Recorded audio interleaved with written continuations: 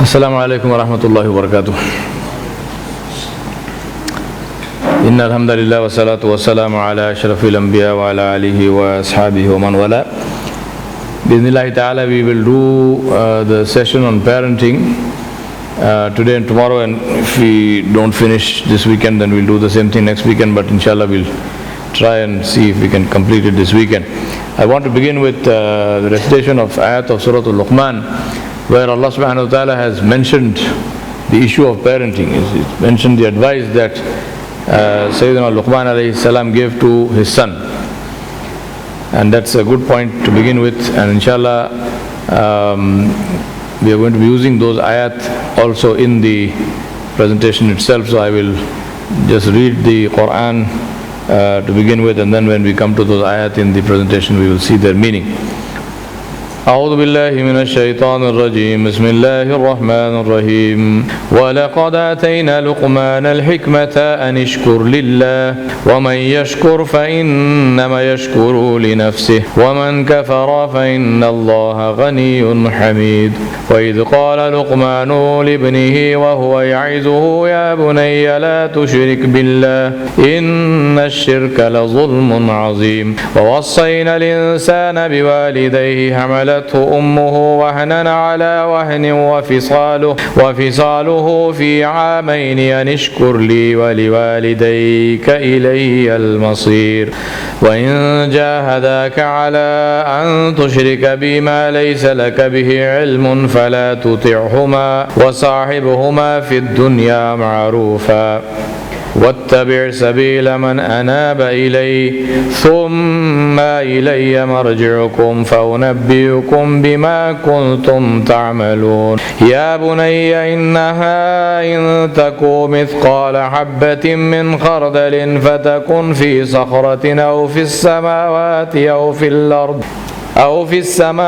أو في الأرض يأتي بها الله إن الله لطيف خبير يا بني أقم الصلاة وأمر بالمعروف وانهى عن المنكر واصبر على ما أصابك إن ذلك من عزم الأمور ولا تسعر خدك للناس ولا تمشي في الأرض مرحا إن الله لا يحب كل مختال فخور وقصد في مشيك وغضض من صوتك إن أنكر الأصوات لصوت الحمير ألم تروا أن الله سخر لكم ما في السماوات وما في الأرض وأسبغ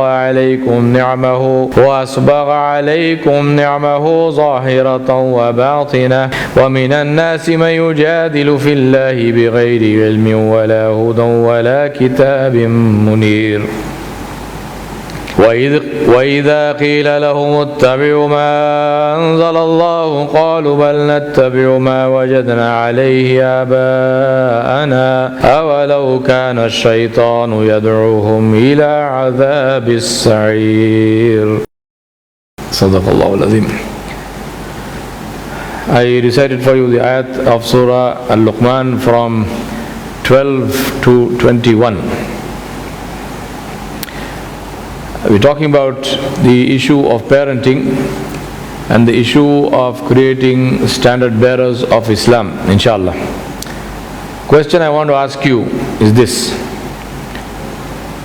Please think of a role model for yourself. Think of a role model quickly.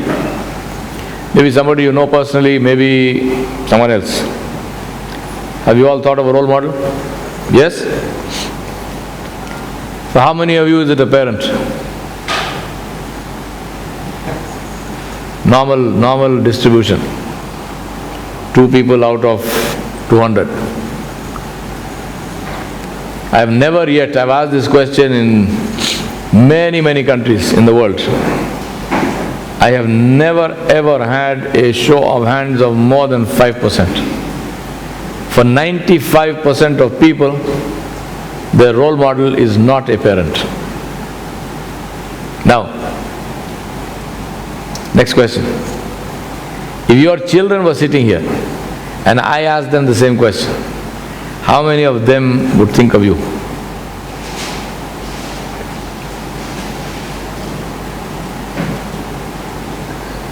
The reason I say that this is a tragedy is because children have the maximum face-to-face time with you as parents. Some of you are not parents yet. Inshallah, may Allah subhanahu wa ta'ala give you good children, salihin. But it's not something that's going to happen automatically. So remember and understand one thing very clearly, that whether you or I like it or not, we are already role models. The only question is to ask is, role model to what? Do you want your children to look at you and say, this is how I would like to become one day? Or do you want your children to look at you and say, Astaghfirullah al-Azim, every time they look at your face? Which one?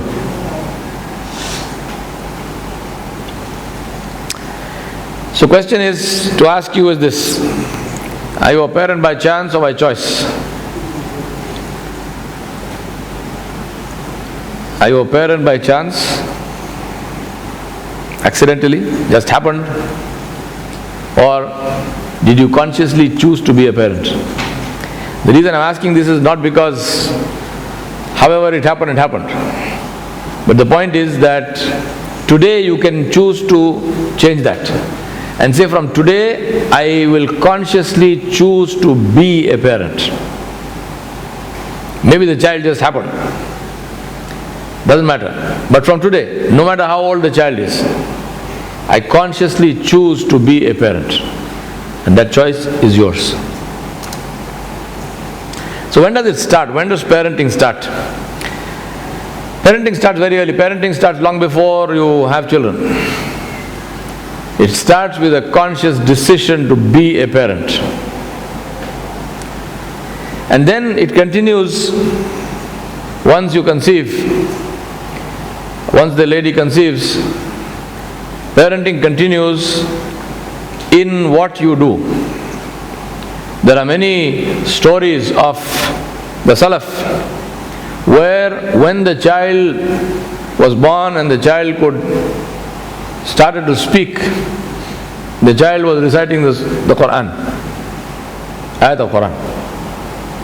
And people said, this is a miracle. And of course a miracle indeed. But they said, how did this happen? They said it happened because the mother used to constantly recite Quran when the child was in her womb. So the child developed in the womb of his mother. And what was the sound that the child was listening to when he was or she was developing in the womb of the mother? The sound of the Quran. And that is not limited only to the mother. It also extends to the father. Parenting is a two-person job, it's not a one-person job. Then comes the birth of the child. And what is the first thing we do? What is the first thing that the Muslim child hears when he comes into the world? The sound of adhan. Strange it is that even though that's the first thing that the Muslim child hears when he or she is born in the world, over the years as he grows up, he learns to ignore that sound, not to respond to it. When he hears the sound of adhan, he ignores it. When he hears Ashhadu an la ilaha illallah, he ignores it. When he hears Ashhadu anna Muhammadan Rasulullah, he ignores it. When he hears Hayya ala salah, come to success, come to salah, Hayya ala salah, he ignores it. When he hears Hayya ala falah, come towards success, he ignores it. And then he spends his entire life seeking success in the ways of those who don't even know who Allah is. Ajib, eh? Very strange. Very strange. Then when the child is born, give them a good name. This is a major thing today. People want to give children names that have never been heard before. So when you hear the name of the child, you're wondering whether is this some new bird that was discovered and they've given it this new name. Is it a biological name of a bird or something? Or is it a name of a human being? Allah Alam. Some very, very strange names. Give children good names. Give children names of the sifat of Allah subhanahu wa ta'ala, putting an abd before that. Abdul Rahman, Abdullah, Abdul Razzaq, Abdul Khaliq. Beautiful names. Give children the names of Anbiya. Muhammad, Ibrahim, Yusuf, Musa, Isa. Give children the names of Sahaba of Rasulullah sallallahu alayhi wasallam. Give names to children of the Sahabiyat and of our mothers, Azwajatum Muttaharat. Good names. There's no shortage of names. And it doesn't matter if your child is also called Ibrahim and if there are another million Ibrahims. What's your problem? Allah subhanahu wa ta'ala likes the name Khalilullah. Don't go hunting for unheard of names. Give a child a good name. And give a child a name that is easy on the tongue, easy to pronounce. Give a child a name that is not likely to be changed around and mispronounced and misused by other people. Give good names. And then be the example you want him to follow. Because as you have heard me say this many times before, children listen with their eyes. They don't care what you say. They look to see what you do. There's no point in telling the child to follow the sunnah of Rasulullah sallallahu alaihi wasallam if you are shaving your beard. There's no point in telling the child to be obedient to Allah subhanahu wa ta'ala if you are not obedient to Allah. If you don't pray, if you don't do the things that you're supposed to do. The child will not do what you tell him to do. The child will do what he sees you doing. So question to you once again, do you have kids or do you have children? Anybody? Quickly. You got kids? A kid is a child of a goat. The children of sheep and goats are called kids, not the children of human beings. And that's why we bring up our children as if they are the children of sheep and goats. We are only interested in feeding them. We want to make sure they've got a clean bed to sleep in, warm place to be in, enough food to eat for the belly, and that's enough. After all, what tarbiyah are you going to give to the goat anyway? And that's why the question I'm asking is, which is uppermost in your mind? Physical welfare or building character? It's not a matter of convincing me, it's your child. It's a question of asking this question to yourself, and the easiest way to find out is ask someone else to keep a diary for you and to record your conversation. Every time you speak about your child, how many times a day do you talk about, did the child have enough to eat? We all have fat, overweight children when the mothers are worried, are they getting enough to eat? Should put him on a starvation diet and make him run with a stick behind him. Get him lose some weight. Does he have enough to eat? The whole time, food. Especially, may Allah forgive our sisters, the whole conversation is only, what do you feed your child? मैं नहीं पकाई तो बच्चा नहीं खाता. अपने आप को बेवकूफ बना दे. भूखा रखो सब खाता, घास भी खाता. Just a question of being hungry enough.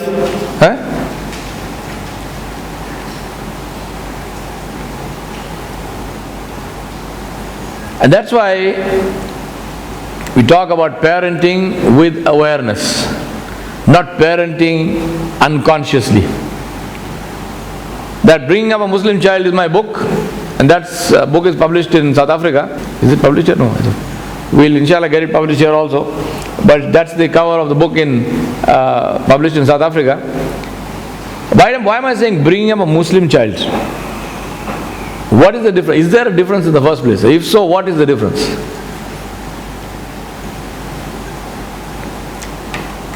There are 5 things that are different between the bringing up of any child and the bringing up of a Muslim child. The first one is the Muslim child is connected to Allah subhanahu wa ta'ala, should be connected to Allah subhanahu wa ta'ala. The second one is that he or she must have an awareness inside of being an ummati of Rasulullah sallallahu alaihi wasallam.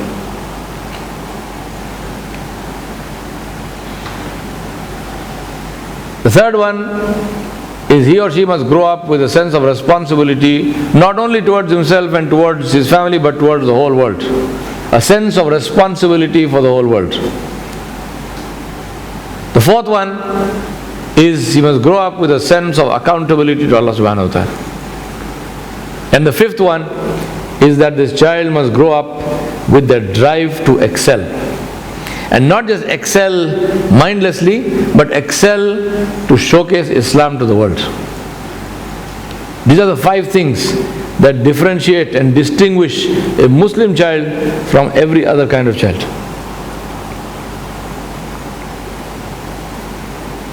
You know, people talk about self-esteem. And I really believe that self-esteem is the biggest and most powerful protection against all forms of evil. But unfortunately, self-esteem as it is understood in the non-Muslim world is very close to what we understand as arrogance. Self-esteem in Islam is not arrogance. Self-esteem is not an great opinion of yourself. Self-esteem is a consciousness of being an ummati of Rasulullah sallallahu alaihi wasallam. It's a consciousness, it's a sense of pride, a sense of confidence, which is based on the fact that the child knows that I am not an ordinary person. I am an ummati of Muhammad sallallahu alaihi wasallam. When I am saying I am not an ordinary person, I am not creating some kind of new caste system, I am superior to others. No. I am not superior to others. I have been sent into the world to serve others. I have been sent into this world to spread goodness around me. Every action of mine must represent that goodness. Every word that I speak must represent that goodness. I have been sent into this world to be an example for the world to look up to. I was not sent into this world to follow the world. I was sent into this world to create an example for the world to follow. That is what I mean by self-esteem. And that self-esteem is the greatest protection against all evil. Because a person with that self-esteem will never put himself in a situation where he or his reputation or his image is likely to be compromised by anything that he says or he does. And that is the reason why it is so important to give your children this sense of self-esteem. And that is what differentiates a Muslim child from every other kind of child. Question to ask you is, I just told you 5 things. Question I want you to ask yourself is, how many of these are you consciously aware of when you are bringing up your child? Consciously. Do you ask yourself this question? How many times a day do you ask yourself this question? Or if you don't ask this question, how many times a day, how many times a week, or month, or year, or how many times in the child's lifetime have you asked this question? Is my child connected to Allah? Seriously, I'm asking. What is the point in all of these lectures and talks and so on if you are not going to practice this? Do you ask this question? Is my child connected to Allah? Does my child know how to take from the treasures of Allah? Do you ask this question to yourself? Because it is your responsibility. It is and was your responsibility to connect your child to Allah. How many times a day do you ask the question, how aware is my child of being an ummati of Muhammad sallallahu alaihi wasallam? How obedient is my child to the sunnah of Rasulullah sallallahu alaihi wasallam? Do you ask this question? How many times do you ask the question, does my child behave responsibly towards the world? How does my child treat our non-Muslim neighbors? I'll tell you how he treats them. He treats them just the way you treat them. No difference. How many times a day do you ask yourself this question, is my child accountable to Allah? What in the behavior of my child tells me that my child is aware that one day he or she will die? And may Allah protect us. SubhanAllah, Allah has shown us things in this masjid amongst our people. That day can come anytime. So how many times a day do you ask this question to yourself and say, what tells me that my child is accountable to Allah? And what can you say about yourself and about your child with respect to the drive to excel? I'm not talking about driving the child to excel. I'm saying, does the child have a drive within himself to excel?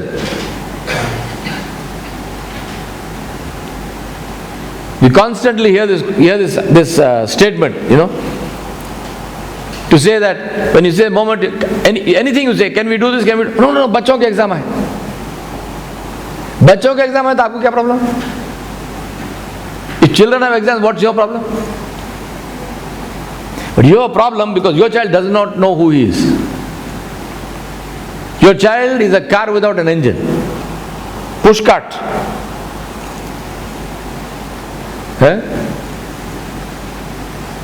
The child is actually a car with an engine, but you don't know how to start it.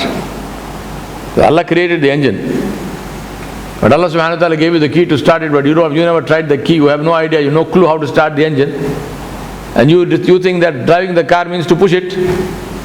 So now when the car is on a uphill track, you have to push the car, otherwise the car won't go. So when the child has an exam, the mother is losing sleep, the father is losing sleep. Why should you lose sleep? Somebody asked me, they said, what shall we do? I said, buy a model of a cycle rickshaw. Buy a rickshaw and bring it and give it to your child, put it on his table and say that you got two choices, study or learn to drive that thing. No problem. I got no problem. You are still my son. Rickshaw wala kya tha, beta aap nahi che. So rickshaw kharid ke de do.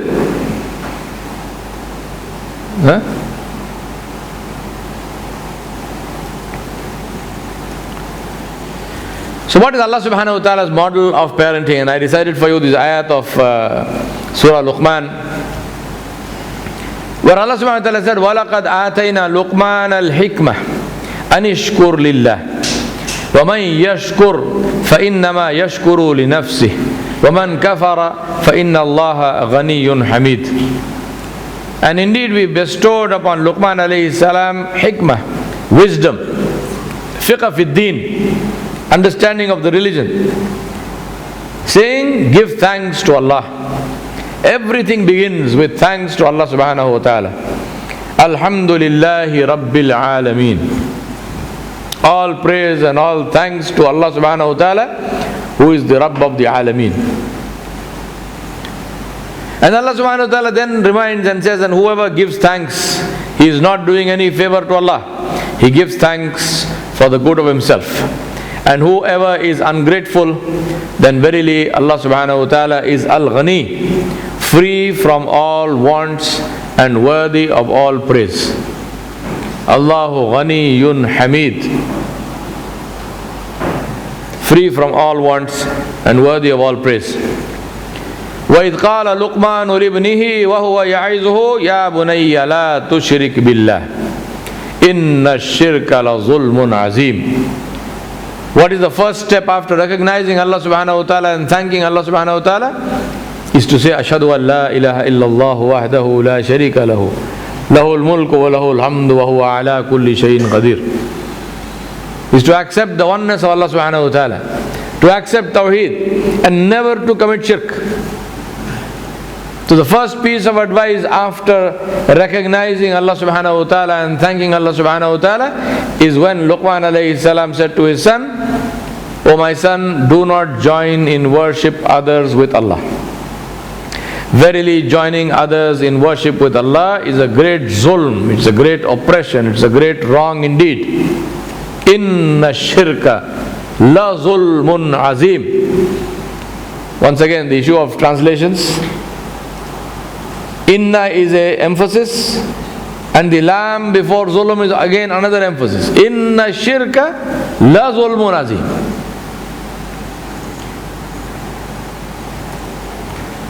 Then Luqman alayhi salam was وَوَصَّيْنَا الْإِنسَانَ بِوَالِدَيْهِ حَمَلَتْهُ أُمُّهُ وَهْنًا عَلَى وَهْنٍ وَفِصَالُهُ فِي عَامَيْنِ أَنِ اشْكُرْ لِي وَلِوَالِدَيْكَ إِلَيَّ الْمَصِيرُ.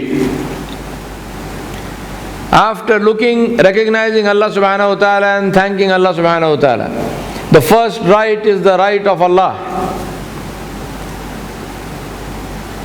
The first right is the right of Allah, and that right is to worship no one other than Allah. And after that comes the first right among the rights of the people, and that is to honor the parents. The first among the people are the parents. And Allah subhanahu wa ta'ala said, and we have enjoined on mankind to be dutiful and good to their parents. His mother bore him in weakness and hardship upon weakness and hardship. Wahanin ala wahan. And his weaning is in 2 years. Give thanks to me and to your parents, and unto me is the final destination. Having said this about the parents, and having Allah subhanahu wa ta'ala having emphasized the importance of the parents, what is the next piece of advice? And see what Allah subhanahu wa ta'ala says.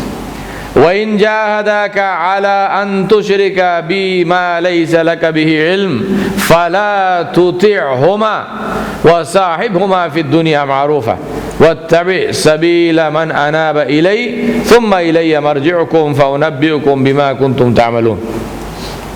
But if they both strive with you, if they both try to make you join in worship with me others, that of which you have no knowledge, then do not obey them. فَلَا تُطِعْهُمَا. Do not obey them, but behave with them in the world kindly. Don't mistreat them. Behave kindly, but don't obey them. And follow the path of him who turns to me in repentance and in obedience. Then to me will be your return, and I shall tell you what you used to do. Today it's a tragedy that its parents. Sometimes I remember one Jummah I said, may Allah protect your children from you. And subhanAllah, that is a fact today.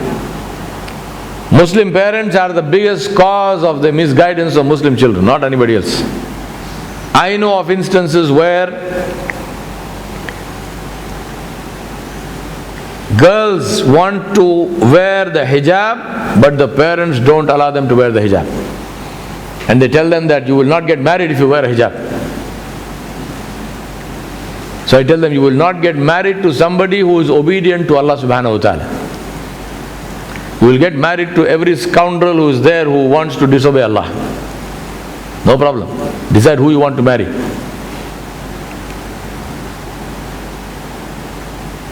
Boys want to follow the sunnah of Nabi sallallahu alaihi wasallam and keep a beard, and the fathers and the mothers stop them. I know of instances where the mothers have forced their spineless sons to shave their fists. You got a backbone or what?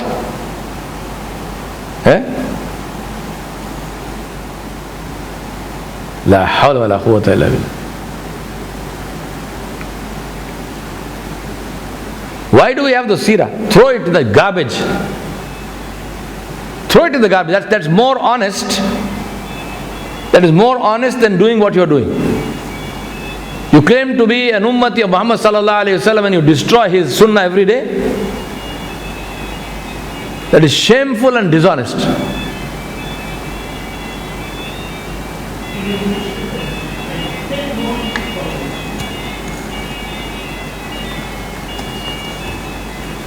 Then Allah subhanahu wa ta'ala said, Ya bunayya. Luqman alayhi salam is giving advice to his son. He says, Ya bunayya, innaha in taku mithqala habbatin min khardalin fatakun fi sakhratin aw fi samawati aw fil ard ya'ti biha Allah inna Allaha latifun khabir. And he said, O my son, if it be anything equal to the weight of a grain of mustard seed, and though it be inside a rock or anywhere in the heavens or in the earth, Allah subhanahu wa ta'ala will bring it forth. Verily Allah subhanahu wa ta'ala is aware of all details. Allah is Latif and Khabir, and He is well aware of everything.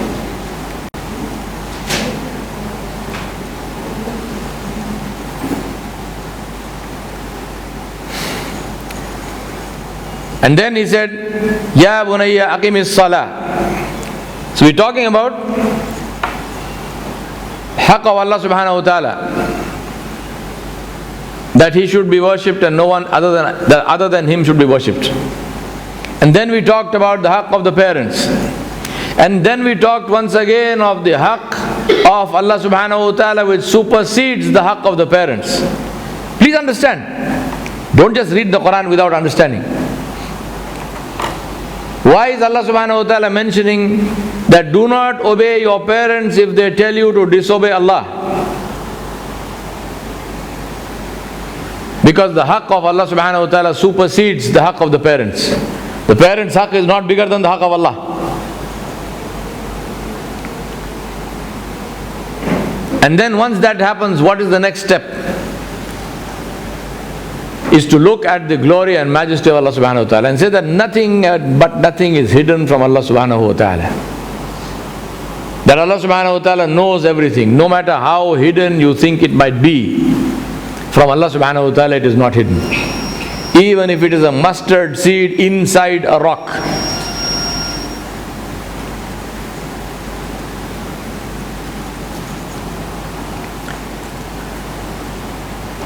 And then he says, Ya bunayya aqimis salata wa'mur bil ma'rufi wanha anil munkar wasbir ala ma asabak inna dhalika min azmil umur. And once you recognize the glory and majesty of Allah subhanahu wa ta'ala, what do? You make salah. You connect with Allah. The child is being taught how to connect with his Rabb. O my son, aqimis salah. Establish salah. And enjoin people to al-ma'ruf and forbid people from al-munkar. Enjoin them towards Islam and all that is good and forbid them from all that is evil and bad. Please understand, Islam is not the name of a bunch of rituals to be performed in a masjid. Al-ma'ruf is everything which is good. Islam means to enjoin everything which is good. It starts with worship, no doubt, but it does not end with worship. It extends to everything which is good. And nahi anil munkar is to stop people from everything which is bad. If there is the oppression of Dalits which happens in this country all the time, is it a business of the Muslims or not? Yes, very much. It is much more the business of the Muslims than it is the business of those Dalits themselves. Because for the Dalit he is only fighting an oppression that he is experiencing.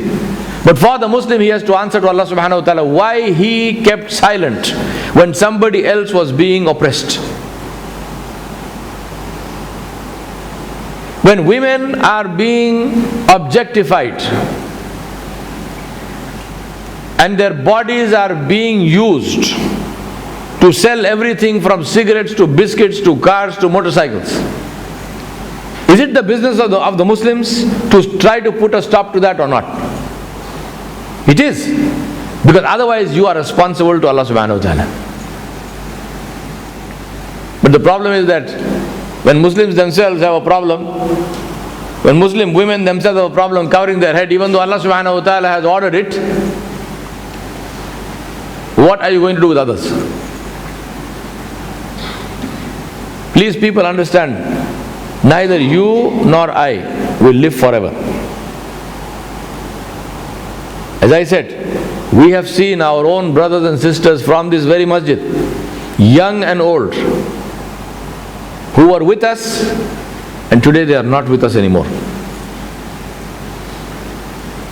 And a day will come when you will be here and I will not be here. Or I will be here and one of you will not be here. Allah knows best who is the first one to go. And then we will answer to Allah subhanahu wa ta'ala. And on that day be prepared to answer these questions, because these questions will be asked.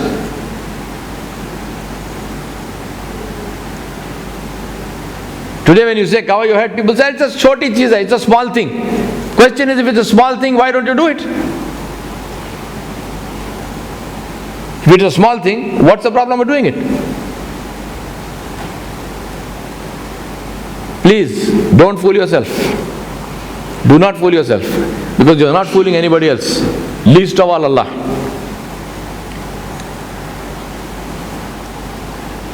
So Luqman alayhi salam said to his son, Ya bunayya, aqimis salata wa'amur bil ma'rufi wanha anil munkar wasbir ala ma asabak inna dhalika min azmil umur.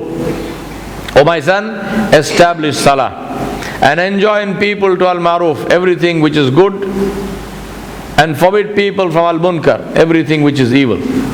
And bear with patience whatever befalls you. And remember, this is also part of the work of dawah, that things will befall you, that people will protest, that there will be people who will ignore you, there will be other people who will try to attack you, there will be people who will try to harm you, there will be people who will try to torture you and imprison you, and if you are lucky, then people who will kill you, and inshallah we become shaykh fi sabilillah. Alhamdulillah.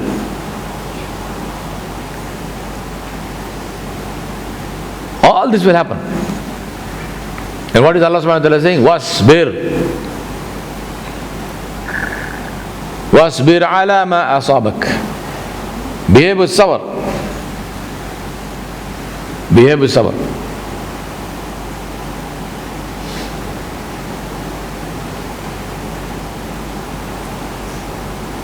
Verily, he said, these are some of the important commandments ordered by Allah subhanahu wa ta'ala with no exception.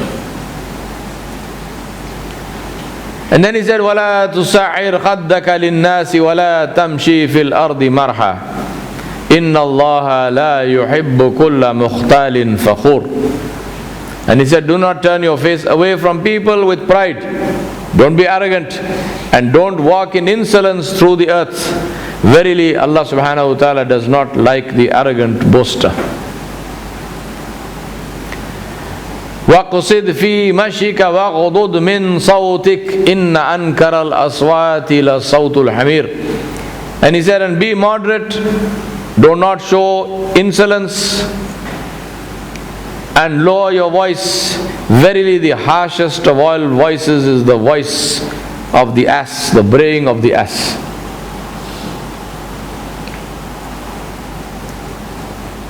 And then Allah subhanahu wa ta'ala said in the last ayah that I recited, وَإِذَا قِيلَ لَهُمُ اتَّبِعُوا مَا أَنزَلَ اللَّهُ قَالُوا بَلْ نَتَّبِعُ مَا وَجَدْنَا عَلَيْهِ آبَاءَنَا أَوَلَوْ كَانَ الشَّيْطَانُ يَدْعُوهُمْ إِلَىٰ عَذَابِ السَّعِيرِ. And when it is said to them, follow that which Allah has sent down, they say, no, we will follow that which we found our fathers following. And Allah subhanahu wa ta'ala is asking a question, saying, would they do so even if shaitan invites them to the torment of the fire? And this is one of the issues. This is one of the major issues of the Muslims today, where when they are told to do something which Allah subhanahu wa ta'ala has ordered,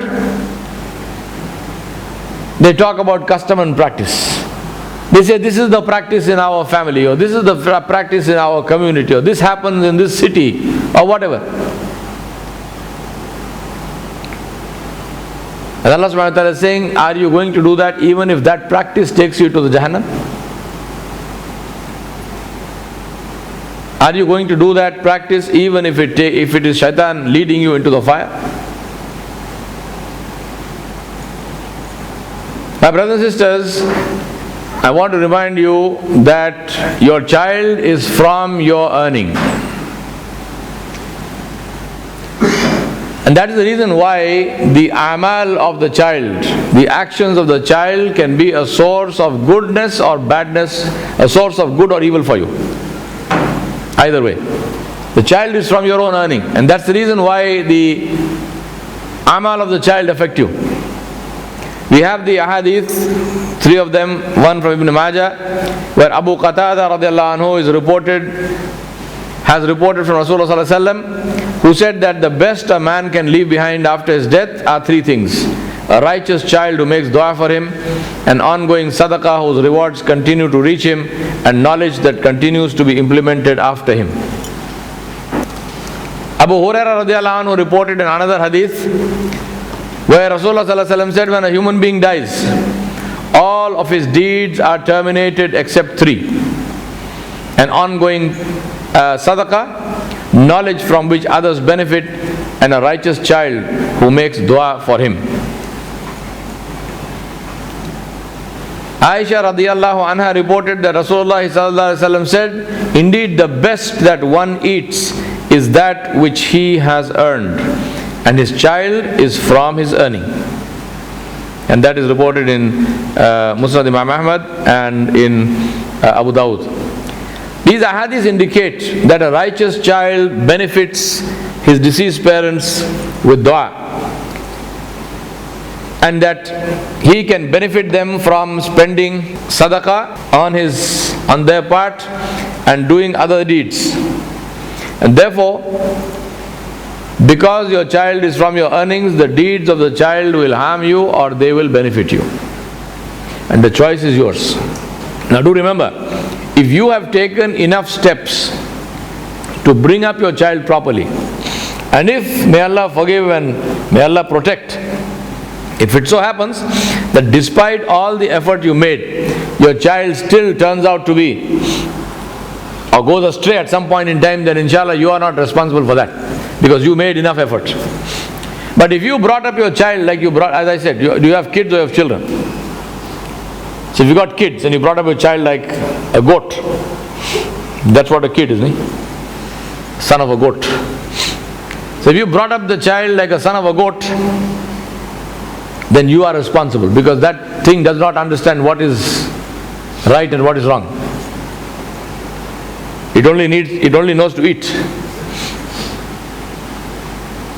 A child is from our earnings. And that's why I remind myself and you that when we die, we will be questioned about what we leave behind and rewarded for what we send ahead of us. So the more we send ahead of us, the higher the rewards. And the more you create, we have this with the bankers. I just saw bankers, I have to use banking terminology. High net worth individual, right? Who is a high net worth individual? The one who will have the longest questioning with Allah subhanahu wa ta'ala. Inna lillahi wa inna ilayhi raji'un. And that is if he earned that net worth in a halal way. Otherwise, the high net worth individual is the one who is on a grease slide straight into the pit. Yes? Who is a high net worth individual in the eyes of Allah subhanahu wa ta'ala? The one whose net worth is over there, not here. The one who has spent in the path of Allah subhanahu wa ta'ala.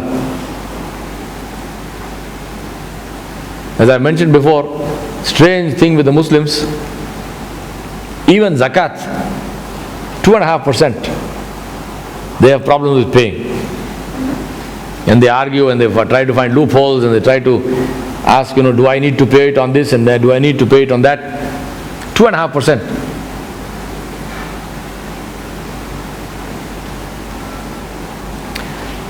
So my question to you is, do you love your child? Yes or no? And if you love your child, then the question to ask yourself is, are you scripting your child's failure or success? Because parents write the script. Children can, and this is not only Islam, this is also, psychology teaches us this. There's a term in psychology called self-fulfilling prophecy. It's what you write for the script you write for the child is the script the child lives on. And may Allah forgive if you have written a bad script for the child. Unless Allah subhanahu wa ta'ala gives him some tawfiq from somewhere, and then he has to struggle and fight his way out of the script and break the barriers that you created for him. Because if he doesn't do that, then he is destined to run on the script and to act out his life on the script until it ends in disaster. And we have so many cases of parents writing negative script for their children. They teach the child the value of self-indulgence. They teach the child that his self-worth depends not on his character but how many toys he has.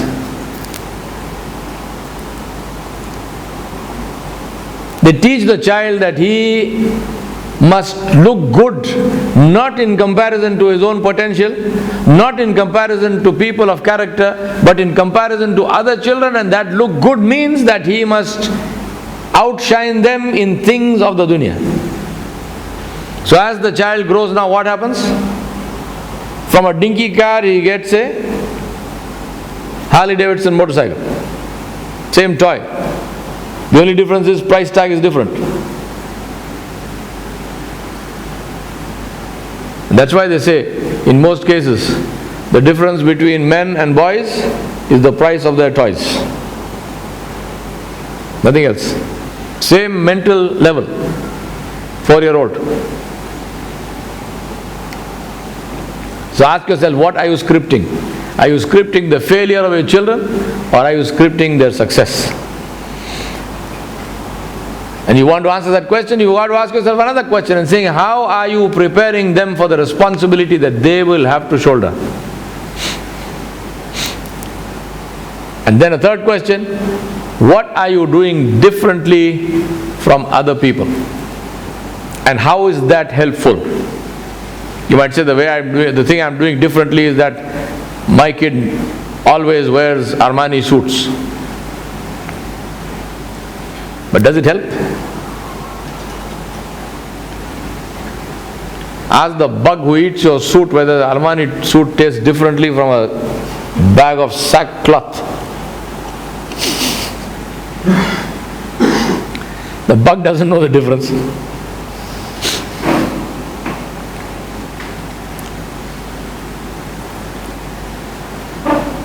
Because return is proportionate to investment. Now, brothers and sisters, I remind myself and you of the famous hadith of Nabi sallallahu alayhi wasallam, where he said, "Bada al-Islam ghariban, wa sayaudu ghariban kama bada, fatuba lil ghuraba." He said Islam began as something strange, and it will return to being something strange. So give glad tidings to the strangers. The glad tidings are for whom? Strangers. Who are the strangers? In a world characterized by oppression, the one who stands up against oppression is a stranger. In a world that is characterized by promiscuity and shamelessness, a person who stands up for modesty and dignity is a stranger. In a world that is characterized by ignorance and arrogance, Zaluman Jahula, Allah subhanahu wa ta'ala called the human being, Zalim and Jahil. A world that is characterized by ignorance, a person of knowledge stands out as a stranger. In a world that has no pity, in a world that doesn't care, a world that cares more about the quality of the food that they feed their dog than about the fact that that bag of dog feed can keep a whole family of children alive in the world. They don't care. In such a world, somebody who has compassion will stand out as a stranger. And who are the glad tidings of Jannah for? Strangers. Fatuba lil ghuraba. The glad tidings of Jannah are for the strangers. That's why the question I ask myself and you is, are we strangers? Are we willing to become strangers? Yes or no? Yes. Because with that resolve to become strangers in the world, remember you get the benefit of the promise of Nabi sallallahu alayhi wasallam, the bashara of Jannah. Tuba is a tree in the Jannah. Fatuba lil ghuraba. My brothers and sisters, leaders stand out. Sheep blend in. A flag is saluted because it is alone on top of the flag post. The same flag, when it is washed and it is put on the laundry line along with your underwear to dry, is a piece of cloth. It's a rag. Nobody salutes a flag on a laundry line. They salute the same piece of cloth only and only when it is raised up on the flag post. Ask yourself this question. You've seen the same things, I've seen the same things. Have you ever seen anybody saluting a flag on a laundry line? Flags are washed. like anything else. Have you ever seen somebody saluting a flag which is on a laundry line? Yes or no?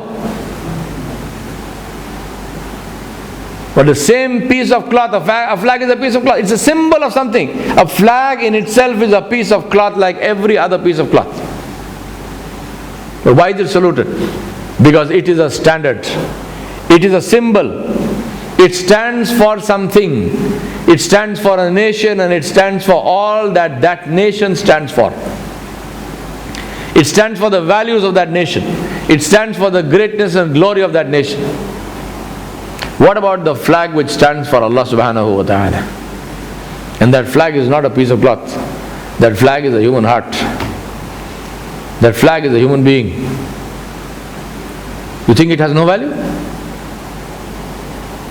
You think it has no value? It's not for nothing that the Malaika knew the names of the Sahaba of Rasulullah sallallahu alaihi wasallam. Not for nothing. I have mentioned to you the famous story of Abu Dhar Ghifari radiallahu anhu, where Rasulullah sallallahu alaihi wasallam was sitting and Jibreel alayhi salam was sitting with him, and Abu Dhar Ghifari passed in the distance, and Jibreel alayhi salam said to Rasulullah sallallahu alaihi wasallam, Ya Rasulullah, there is your friend Abu Dhar. And Rasulullah sallallahu alaihi wasallam said, you know Abu Dhar? Ya Jibreel. And Jibreel alayhi salam said, Ya Rasulullah, what about me? Why me? He said, which of us? Meaning which of the Malaika? He said, which of the angels does not know your friends Abu Dhar? He said, which of the Malaika does not know your friend Abu Dhar? They knew them by name.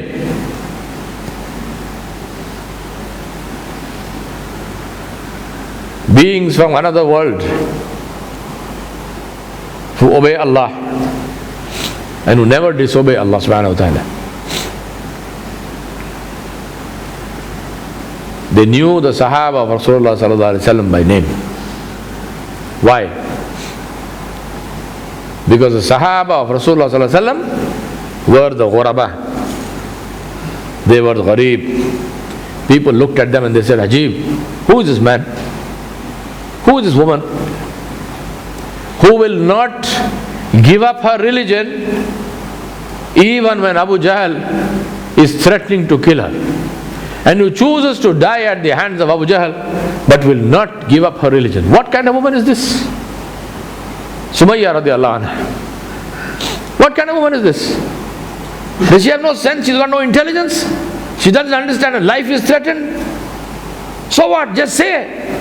Then once you are free and clear, then declare back, go back to Islam. What is the problem?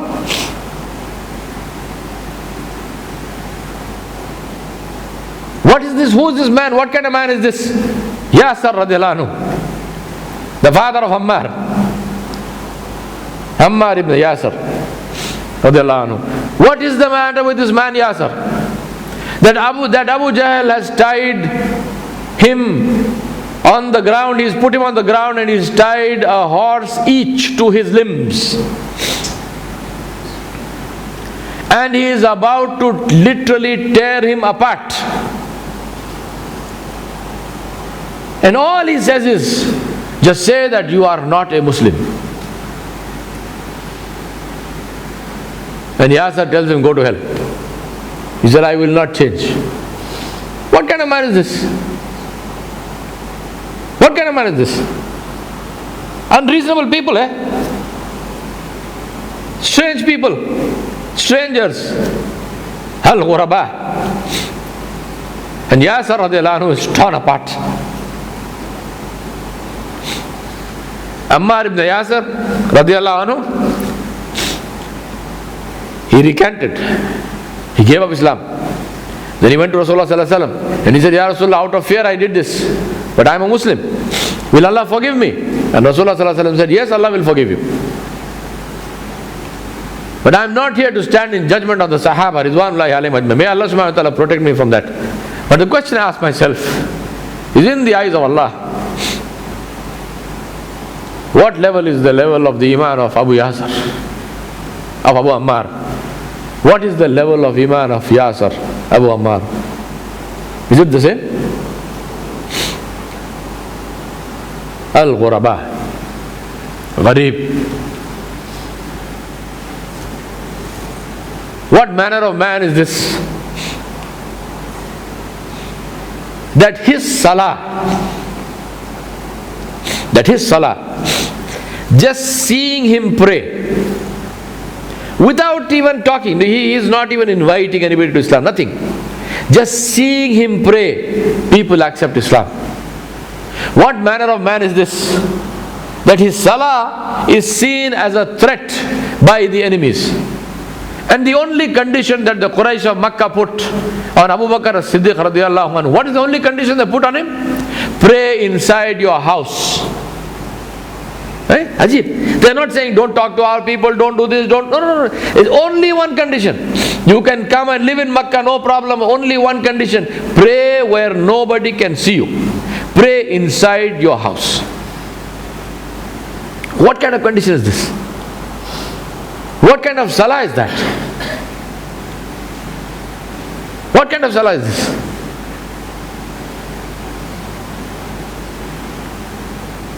What manner of people, my brothers and sisters? What manner of people are these? What manner of person was the one who, when he became Khalifa, for 10 years, they say the man never slept. They say the man never slept lying down on a bed. What sense of responsibility was there? What manner of man was it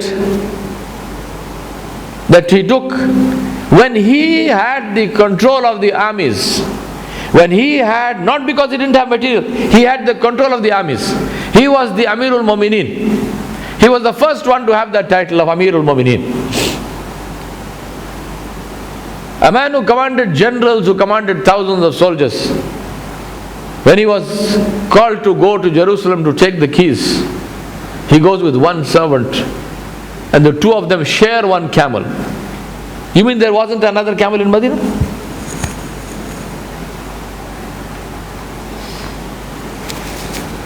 You mean they couldn't find one more camel in Medina?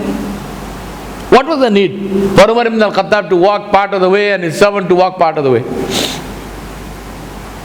What manner of man was this?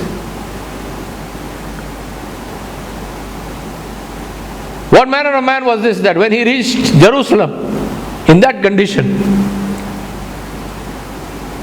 the Jewish and Christian priests, they wept. They wept. And they said, we are happy to give the keys of Jerusalem to this man.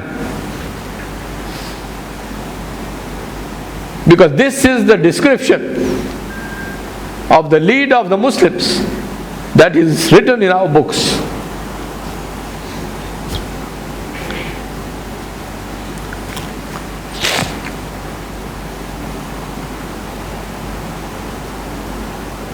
What manner of man was the one who, when his house was surrounded, he also was the commander of armies. And when his house was surrounded by people who wanted to kill him, refused to use those same armies to save his life. He said, I will not order anyone to kill another Muslim. They said, your life is in danger. They said, these people who are attacking you, they are not good Muslims. He said, no.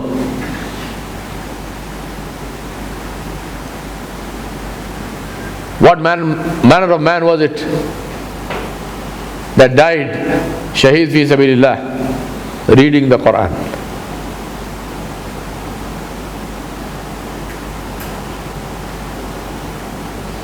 And before he died, he said to the people,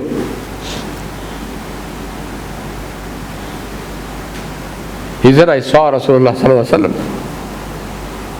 in my dream last night. And he said to me, Ya Uthman, today you will make iftar with me.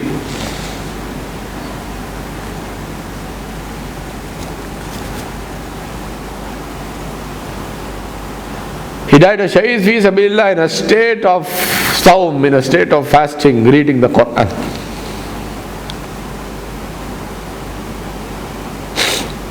Al-Ghuraba.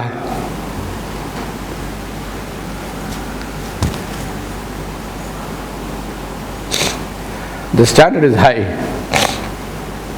The standard is high. They came before us, and not for nothing did Nabi sallallahu alayhi wasallam, not for nothing did he say that the best generation is my generation. Khairul quruni qarni. It's not for nothing that he said that. He said the best generation is my generation. They came before us, they set a standard for us. And that is the standard that we have to live up to, and that is the standard against which we will be judged. And that is the standard to which you as parents need to bring up your children, because that is the standard on which your children will be judged. I ask Allah subhanahu wa ta'ala to help us to do that, and to be pleased with that effort, and to help us to bring up children who will be a credit to us in this world and be a source of hasanat and benefit for us in the akhirah. Wa sallallahu ala nabiyil kareem wa alihi wa sahbihi ajmain bi rahmatika ya arhamar rahimin. We will break for Maghrib and then we will come back here after Maghrib inshallah. Assalamu alaikum wa rahmatullah.